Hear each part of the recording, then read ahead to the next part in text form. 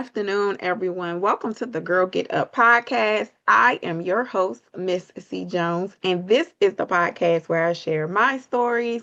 I bring my guests on, they share their stories, all in hopes that inspires you, the listening audience, to go out and discover your infinite possibilities. I have a guest. His name is Coach CeJay. Please, CeJay, share with the audience who you are and what you do.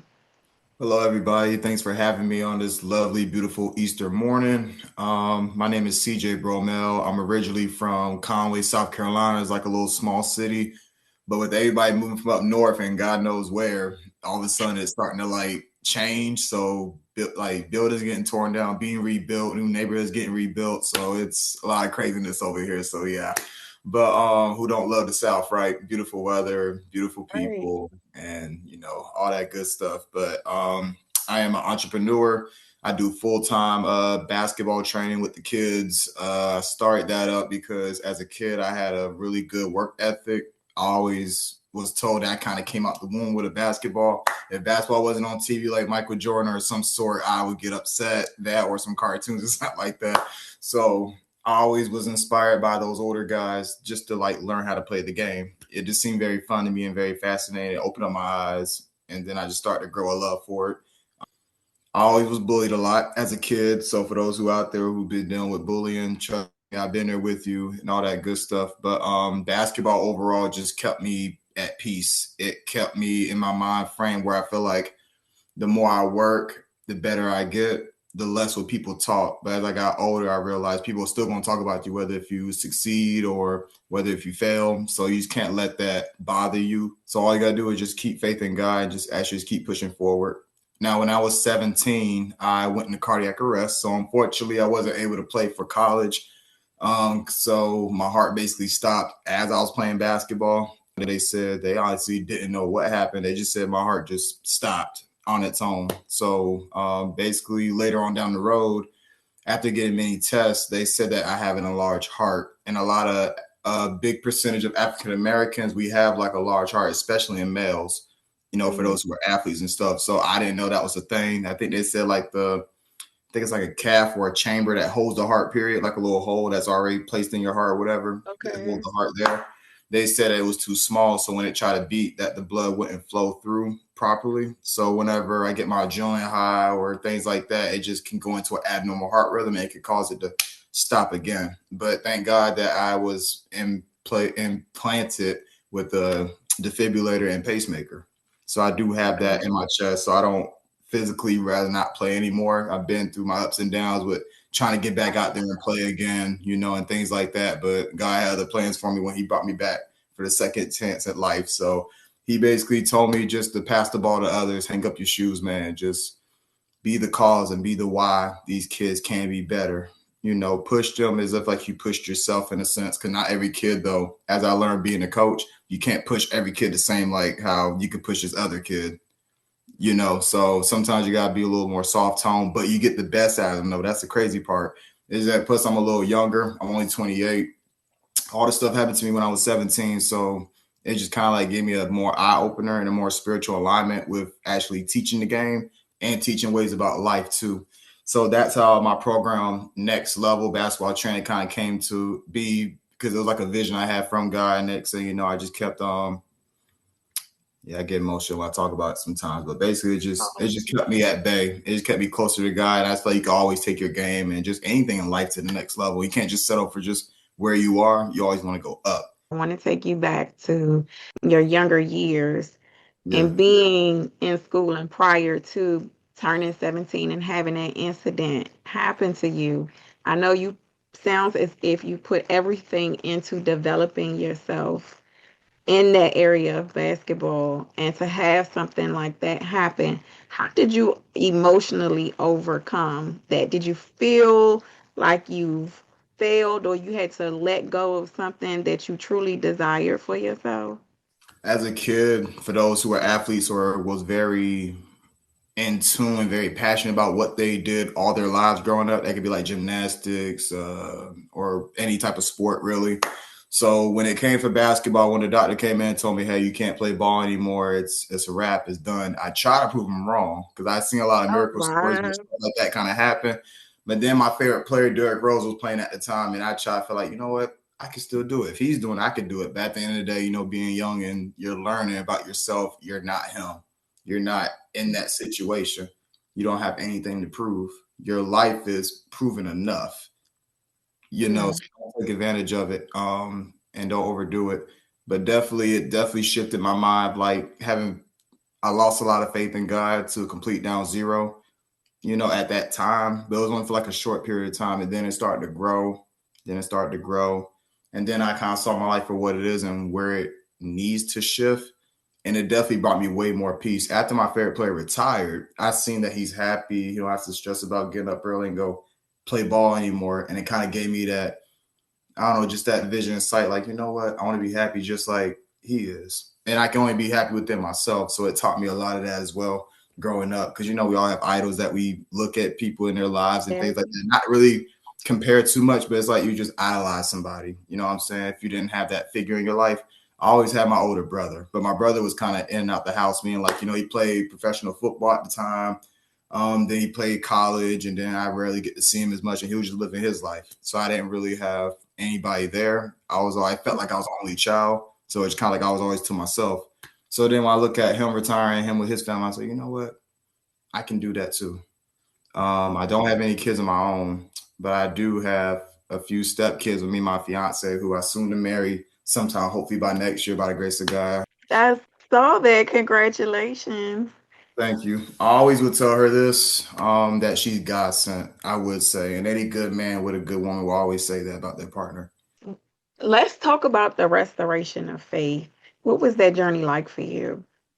Did you have to go back to church, or was that like an individual It was a muscle that you had to build? it was more of an individual, more I had to be more to myself. I had to be Mhm. more just be comfortable being by myself. I always kind of wanted to be around people at the time. I always consider myself an introvert. I'm kind of like an ambivert. I'm like in the middle. In the middle, It uh-huh. taught me to stop going out as much because those same people are doing the same thing, and just the cycle repeats. And I don't want to feel like I'll get myself caught up in something that I was never a part of because people know Mhm. me for what I do. Overall, just I had to learn to grieve. Wow. About just me, what I mean by grieving, like grieving as a part of my past self, because that player Mhm. who tried to grow to be a basketball player to make it anywhere possible to get out of Conway and to come back and do things like that and make a lot of money. At that time, he died, which he did. He collapsed on the court. He didn't come back. But I was rebirthed to be something else that I know I was meant to be. So that right there kind of made me have a more deeper thinking in my thought process of being as a human being. And ever since I met Danielle, she shout out to her by the way, and Simply Magnetic, that's her company. She does spiritual life Okay. coaching, but she does a phenomenal job of what she does. But if it wasn't for her, I feel like I wouldn't get this far as like my way of thinking, the way I kind of see the world. Because when you have somebody you actually grow to love, the world kind of changes in a really positive way. Yeah, the world is crazy, but it's not all the way crazy. There's crazy people in it that do crazy things, but she's definitely not one of them. But she's definitely my ride or die. She's my best friend. She's my everything. So I can't really thank her enough for. I tell her this every day. I thank you for being the person that you are, even if you ain't trying. It's just your positive energy and your magnetic aura. It just rubs off on me. So it kind of forces you to change because you don't want to lose something good. Yeah. So it just taught me a lot of being a more responsible realization of a young adult. So it definitely grew me to be a better person, I would say, and it helped me a lot with my business. All right. Well, let's talk about the business. Let's get there because you have taken everything that you have learned through your resilience. Mm-hmm. And not only that, you've taken all of the skills and the knowledge that you've learned throughout your journey of being a basketball player. And now you coach youth who are they only in basketball? Or are you just coaching? You have a coaching program for youth in all sports. Could you talk about that? The next level basketball training program is strictly only Okay. for basketball players, but we do, of course, we go in the weight room because you got to be in physical shape in order to play the game the older that you get. So we Okay. do things in terms of that nature, but overall, in a more deeper level of that, it's more about mentorship and just more of a spiritual level. 'Cause at the end of the day, it goes bigger than just the game itself. That's just how you and I connect. Meeting a random kid or meeting a random person like on a basketball court, y'all can be friends for life. So that right there just kind of builds in a more deeper trust bond than just the game of basketball itself. So it's more also like more like a mentoring program. Absolutely. What are some of those techniques and tools that you provide the youth, and some of the ages of the youth that you work with? I work with all ages. The youngest client I have is 3.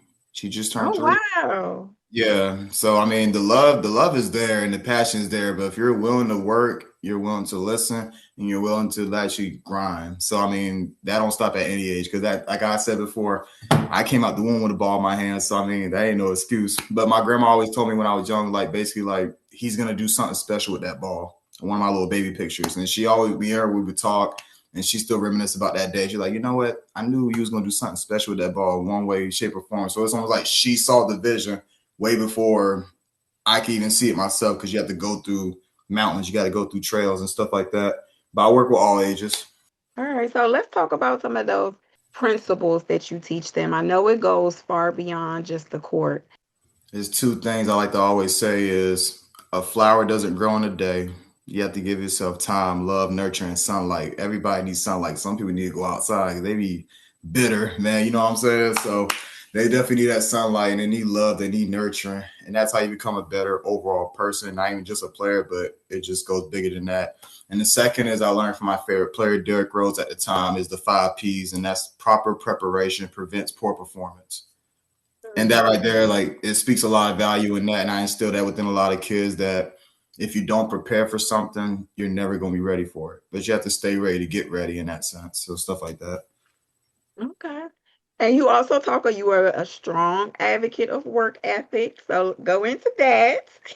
I was just always one of those kids. People always thought it was weird, but I'm still about mostly probably better than almost anybody here in this area. If I'm being honest, if I did still were to play, because everything I learned is like learn how to dribble without losing the ball as much, certain moves, my counters, and how to finish around the rim and how to see the floor and things like that. I mean, that's what a complete player is. So you had to work hard and go through a lot of reps and stuff like that, and a lot of pickup games in order to learn that type of stuff. So basically, you got to perfect your craft within like what they say, 10,000 hours, something like that. All right. So is that the recommendation? Because see, listen, okay, this is a little bit on the personal side. So I have a little man, Yeah, and soccer is his favorite sport.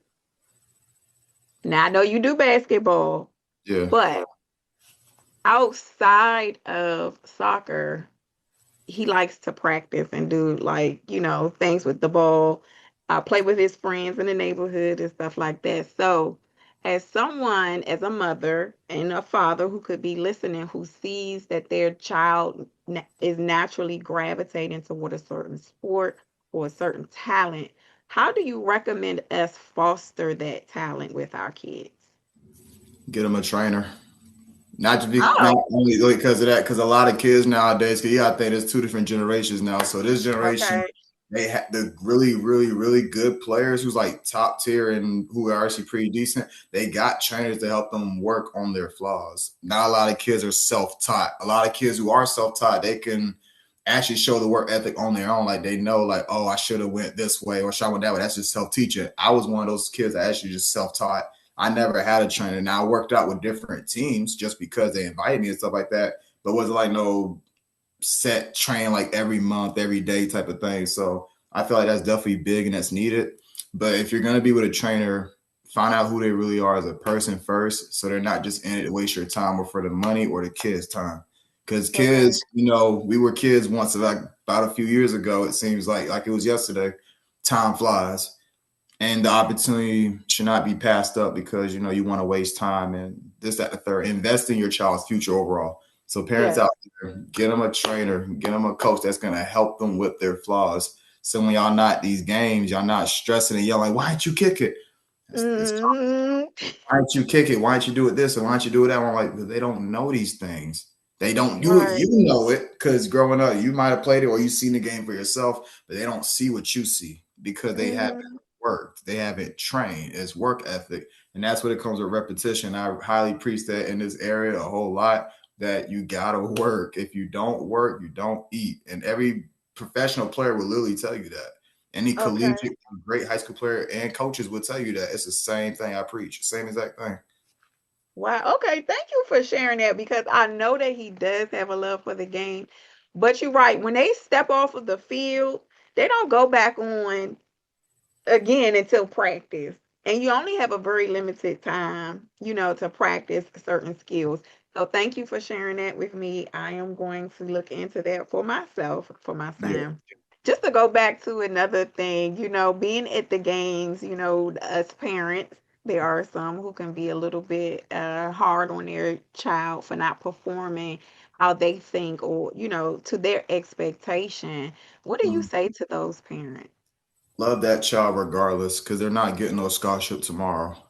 And they're not Mm, going to the NBA draft next week. They're still learning. Allow them to grow, allow them to learn. Don't bring up the flaws. Allow that player to actually come out and speak to you. That comes with a whole different connection. Because a lot of my mhm. players, they weren't like that at first with their parents, but as soon as I Mhm. talked to them and kind of put that little bug in their ear, and this at the third actually worked out for them. It helped them so Okay. much, not even just as a player, but as a person. Because kids sometimes can't really go up to their parents and vent about what they have going on, even if y'all think you have the most deepest connection. I've seen it happen because anything happen behind closed doors. I don't know as a coach because I don't go home with the child. You know what I'm saying? So I don't know. But the kids overall, they always would tell me, I feel like my parents aren't listening to me. I feel like the coaches are not understanding me. This, that, and the third. They just only want you to just work, work, work. But sometimes those kids got to get stuff off their chest. But I told Mhm. them there's times and places where you do stuff like that. It could literally be after practice, after a game, before practice, before a game, or maybe a little water breaks. That way you're just breathing, you're taking your water, you're relaxing. That's your time to talk to your coach about little things like that. But as far as like during the workouts, that's the wrong place and wrong time for that because they expect you to come in and work. Not about sharing your feelings. Not saying it's not valid, but just not in that moment. You know what I'm saying? That goes far as any coach, but coaches do look for more deeper connections with their players more than you think. Because at the end of the day, we're like teachers, we're like mentors, basically. So that's something that a lot of coaches and players they tend to look for that connection, and that takes them a very long way in life, more than just being an athlete, but being a person too. And that's what basketball has taught me. Even though I didn't play at a collegiate level or professional level. I mean, semi-pro don't really count as like amateur local basketball. But overall, I see these things because I'm very intuitive and I'm very self-aligned with the game of basketball itself. So I know what it's like to feel that way. So I'm just an average person that's kind of just spreading that message along for what I see and how I feel. And I'm sure a lot of people can relate to it. That's why I was asking you, like, what did you learn from your experience, having to pretty much recoach yourself to heal, basically? Like, what lessons did you learn from that you can apply to the students or to the youth that you coach? Because that's to give yourself the tools to kind of cope and overcome a situation where you thought basketball was going to be your life and then take those same tools that you've learned and coach your students. Like, that's a powerful thing. Yeah, a lot of coaches gotta remember, even though they were former athletes, you were an athlete once. Mhm. You were a kid just like them once. I mean, maybe some a little more average because you was more skilled and more mentally developed than they were, but you can't really compare too much. But at the end of the day, you were a student too. Yeah. And no player is perfect. And a lot of coaches got to get that out of their brains. Yeah, if they miss a shot, don't be too hard on them. That's how a lot of kids nowadays, that's how that it goes here. I'm not Mhm. saying don't be tough on them, but there's a way you kind of got to go about it, though. So, if a parent comes to you and says, I want my child to be in next level basketball, is it a league or is it It is just not. training? It's training right now, but soon Okay. one day I'm working on it. Definitely will be a league, and I feel like I definitely will make it expand to like different areas too, so people can get that next level of love and that experience. How do you interface or how do you connect with those students and the community itself? I always do everything outside the basketball programs that they have at the schools. I mean, yeah, they got their little Okay. team practices and things like that, but not too many of them are very organized. and not so many players are willing to go to practice. So behind closed doors, I don't know what be going on with that. Could be the parents, could be a friend, or whatever the case may be. But they basically reach out to me, be like, "Hey, they don't have practice this at the third day. Can you work with them?" And Okay. outside their program, they're basically working on their skill set. Then when they go back to their teams, their coaches like, "Dang, where you learn this from? Or how'd you know about this?" X, Y, Z. You see what I'm saying? So that right there, it speaks a lot. If you actually put in the work, then once the players see it, they tend to come back. I want to learn more. That's that urge of interest. That's that urge of I want to get better as a player. And a lot of people are also misconstrue this too. Kobe Bryant was the same way too. What do you mean the same way? Same way mentality wise, like if he sees a flaw, he's gonna work on it. That's just his Okay. priority. And I feel like a lot of kids don't prioritize the flaws. They're just going off with it. And a lot of former athletes who always would say these quotes that they wish they could have or they should have. As that's why I said, don't let time pass you by. You only get one life and one shot. Make the best of it each and every day. Love practice. Love the grind. And when you're in these games, it's natural. It flows. It's almost like to where you can't go wrong. So, do you progress with the kids? And what I mean by that, some might come to you in junior high school, some might Yeah. come to you in high school. What is that next step for them? Like, do you coach them outside of high school? Do you help them with maybe organizations that might lead them into maybe a semi-pro and so, like that progression point? What does that look like for next level? I don't just always coach the kids. I got kids who went from middle school to college, high school, in that little order or whatever. Then they come back to me and still train. Because there's different Okay. levels of things I can teach them to this stuff. So I could teach you the same ways that even an NBA professional player could teach you or a trainer. They could teach you the same thing and basically he's doing the same thing. I watch many of their workouts. I see how they work. I see the counters, this and the third. I know how to stop the counters. So I teach the kids that. Then once they actually do play against some of these little professionals, when they go to like overruns and stuff like that, it's just they'd be like, "Coach, I see what you mean now." Then I once you see it, you can just do it on your own, and then you can make up things as you go. So I just kind of just give them that little push, like you got it. So how long have Next Level been up and running? How long have you been functioning? And what is the vision for Next Level in the future? Next level's been, I think, 2021, like a little bit after COVID. Okay. But but actually, I think it was before that. Yeah, it was 2018, but I didn't officially make it like a business. It was just an idea, and that was something I kind of started just calling it. But it became a business in 2021. But I was kind of like just doing it like for free at first. I didn't really think of the name too much for it, but I guess you could say established around that time. But definitely where I see it going. I actually have a lot of other facilities in the local area through my other coaches. So they're coaching clients like through their areas at their facilities and et cetera, et cetera. So that's how it tends to grow. But I definitely could see it definitely going more out of state. I could see it becoming more of its own AAU team, its own organization, 303 tournaments and all that good stuff, just to help give back to the world. Not even just my community, but just the world, period. Now, I know that next level can't go every single place, but many places I can get it to grow and get it to go, and everybody loves it. That's all I care about. Yeah, one step at a time. That's it. Let's talk about purpose for a moment because you talked about how important that um, your connections with your family and your fiance and how her practice, she does have a spiritual business, but did that help you kind of open your eyes to what your purpose is? I would say it did because before that I met her. It was a tough ride mentally, to be honest with you, because you have to like figure things out on your own. But now that you have somebody that actually cares about you and who also been through a lot of things in their past, it's like you learn from it. It grows on you. So it's like this aura. I don't know what it is. It's just this aura. It definitely works. It don't work for everybody else. They might think it's crazy or weak or whatever the case may be, but it's good for me. It's Yeah. alignment for CJ. It's alignment for Danielle. It's alignment for us. And that's all that matters. The reason why I thought it was important to ask you that is because teamwork is very important Like, skill.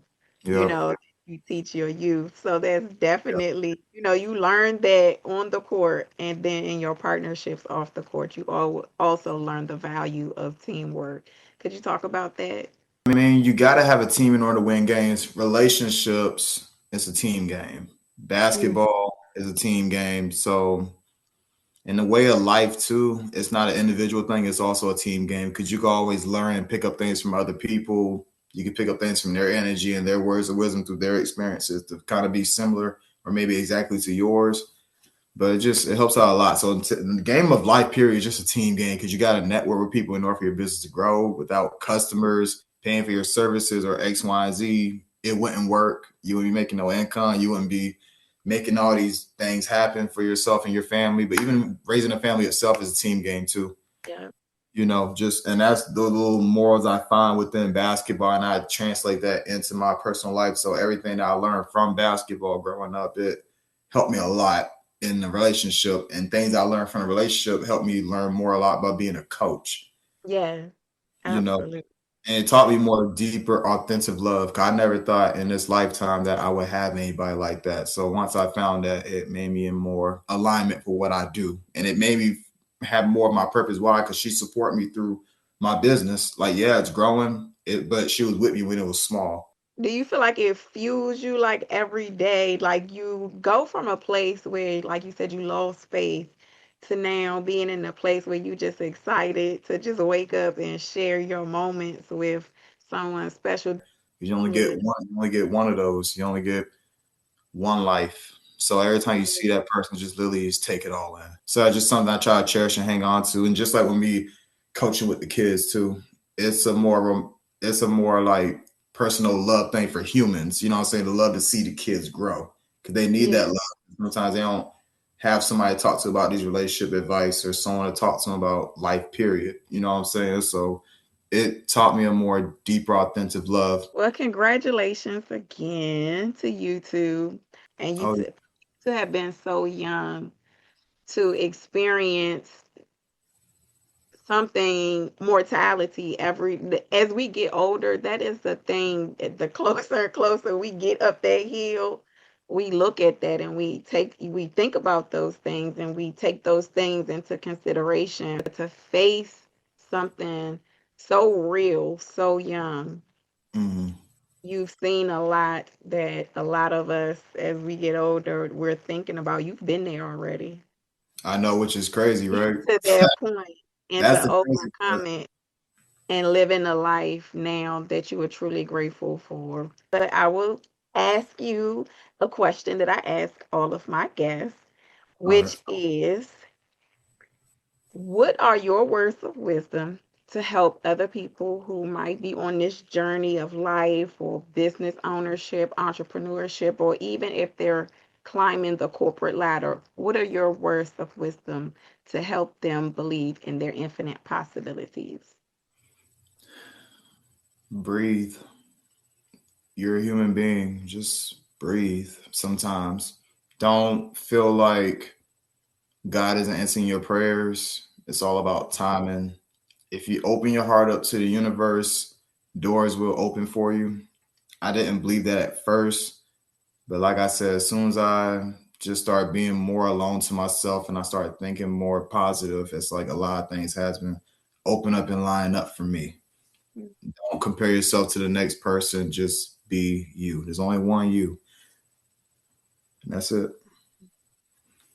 Well, Coach CJ, thank you for joining me today on the Girl Get Up podcast.